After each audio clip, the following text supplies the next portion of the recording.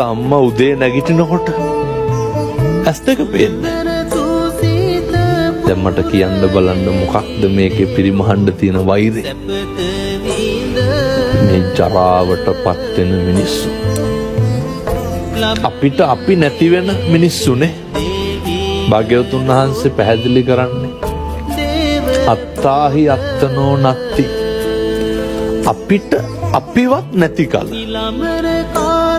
දැන් ජීවිතේ මට දවසක් එනවා අනිවට මේ ආගමක් ජාතියක් කුලයක් ගෝත්‍රයක් නෑ. මේ කරජකයෙන් මාංශකයෙන් නඩත්තු වෙන යැපෙන මේ ශරීරයට සිද්ධ වෙන දේ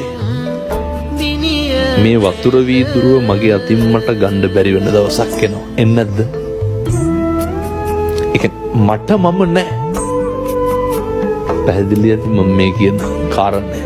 රෑ නිදාගත්ත අම්මා උදේ